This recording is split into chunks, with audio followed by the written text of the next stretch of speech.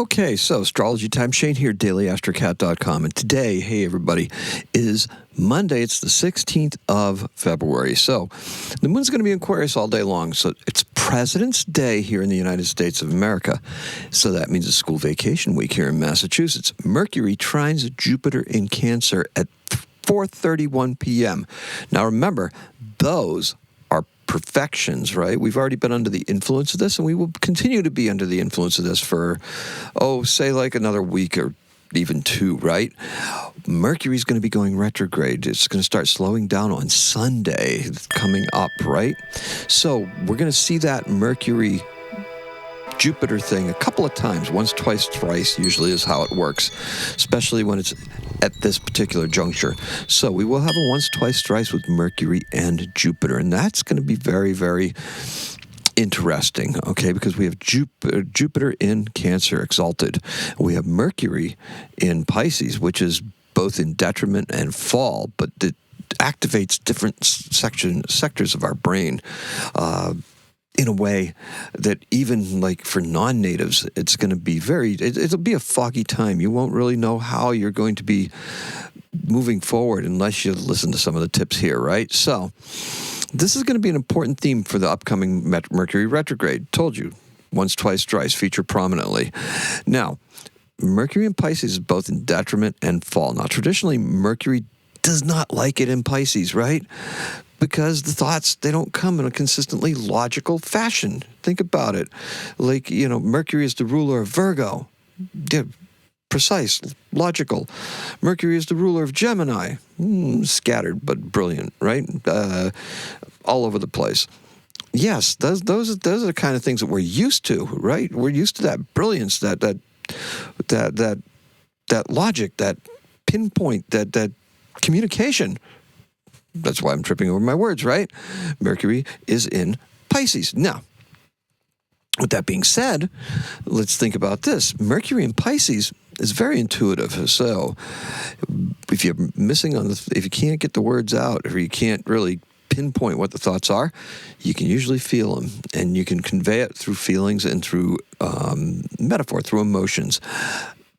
It's intuitive. It thinks abstractly. It doesn't always connect things linearly, right? That linear fashion, that's more like those other guys, right? Mercury and Virgo, linear. Mercury and Pisces, it can be all over the place, right? Now, it's easy to get lost in one's thoughts and possibly avoid them altogether because Mercury is in Pisces. Keep this in mind. You just don't want to get to that point. You want to keep this in mind because we're going to be talking about this a little bit later on today, too. The moon is conjunct Mars and sextile Chiron today.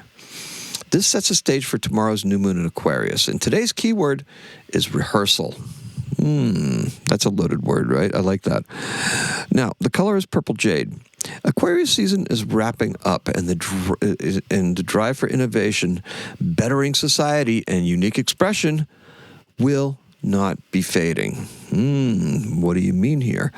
Instead, these threads that I just mentioned need to be incorporated into the fabric of what we are currently experiencing and woven into a tapestry that we are creating, we're weaving in real time. So in other words, these threads are going to be continuous, and it's going to be one whole cloth that we're going to make out of this upcoming Chinese New Year. Now, that might be a good way it's a nice metaphor for something, right? We're going to restart the zodiacal cycle when we get to springtime, right? To the equinox. So what we're really looking at is we got cycles within cycles. That's one of my constant themes. It's one of the things that I love. But I like this carrying over some of that energy, because what happened was all that energy that's in Aquarius now, we're still going to have Pluto and Mars still in Aquarius even after the Sun and Mercury and Venus all move into Pisces. This is important. This is something that we have to remember, because this is our drive. This is what Pluto's mission is, right? That societal change, that change that we're going to be undergoing. And Mars is there to help it. Mars is there to see it happen. Mars is there to innovate for us, all right? Mars is a personal planet. It's not that society in general. Leave that crap to Pluto. Mars is about us adapting to the things that we need to do in order to be moving forward with the plans that we need to be moving towards, and it's going to change in a big way. Now, we get to set the tone. Think about this. This is a great opportunity because it's a celebratory feeling that's in the air because tomorrow's Mardi Gras. Mercury and Jupiter are where we are headed. Mercury in Pisces because it's going to be there till the 20th of March.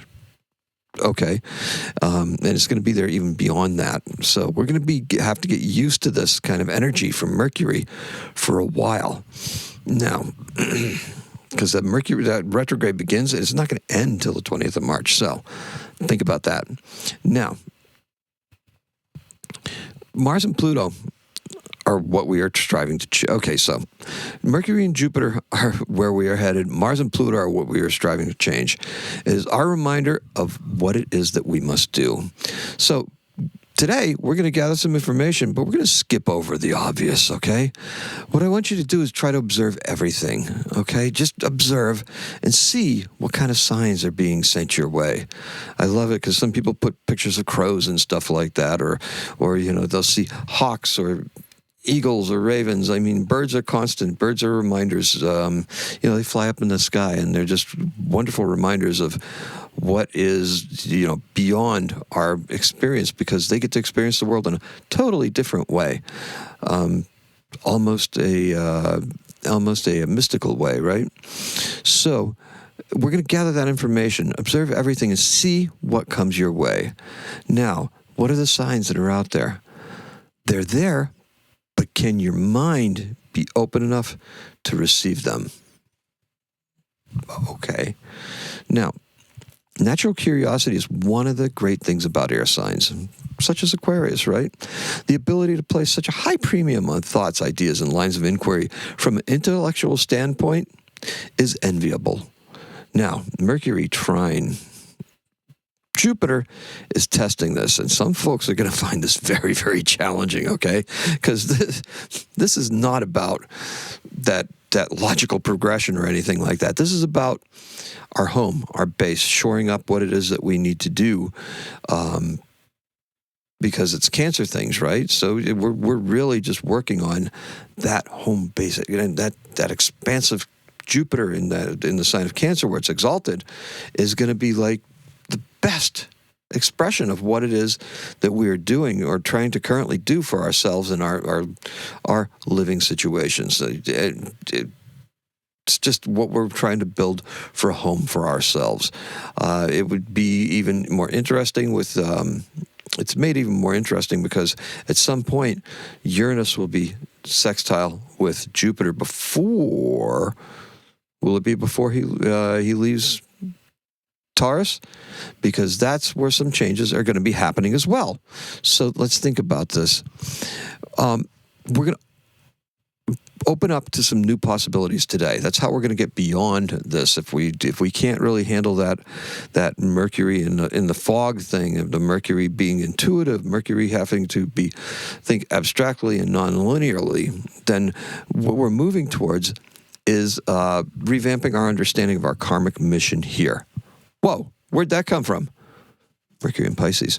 The nodes, they're moving. And that's what's going to start showing that, because the normal progression would be Pisces, Virgo. But this eclipse is in Aquarius. Very, very interesting. Now, we're moving. Right? We're moving. We're revamping it. We're doing it. The shifting of the nodes, that's something that happens. That's that nutation thing that I mentioned the other day, right? Nutation, Nutation. Now, expanding knowledge today can influence and impact future generations, because we need to help others see what we and they are capable of. That's how we're going to do it. We can use our experiences to help others through similar challenges to what we are facing, especially if they're mental or physical. Okay, we've got the sextile Chiron thing going on. It's our own experiences being able to help us to move forward and impart that knowledge upon other people. Look, we just need to know that as Mercury goes retrograde, Mercury is also going to do a slow dance with Venus. That brings the divine female back into the picture, right? It seems like we haven't been talking about her for a while, and it's not because she's on the back burner. It's because all this energy in Aquarius and stuff like that was really focusing on some societal unrest.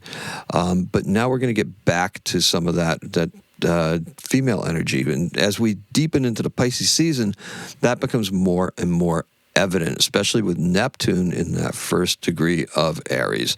We're going to see some things that are going to be coming out, some expressions, some artists that may emerge, right? All of that stuff. Now, we may be sensing things that are beyond. Now, think about this. Mercury, after that slow dance with Venus, is going to be in Pisces for an extended period. So please get comfortable with this kind of mental energy and the mode of thinking and feeling that we're going to be experiencing. We may be sensing things that are beyond what we have the capacity to describe. Be here for it. So, in 1923, Howard Carter opens the inner burial chamber of Egyptian pharaoh Tutankhamun's tomb and finds the sarcophagus. And just like that, the world is suddenly aware of King Tut. And our imaginations really haven't been the same since then. And our birthday is another person that's very inspiring. Born in 1878, Pamela Coleman Smith. She's described here as a British suffragist and writer and artist. You know her from her designs on the Rider-Waite tarot cards. That's right, the classic deck. She was born in Middlesex, England, and she died in 1951. And this is coming to you from Middlesex County in Massachusetts. And that is all I have for you. Now, I appreciate and love every single one of you. This is really long-winded. Wait till tomorrow. Wait till tomorrow. Oh, if I have time, I'm going to have to do the whole expanded version. All right, so let's recap. The keyword is rehearsal, and the color is purple jade. Today is an 8. Happy astrocatting.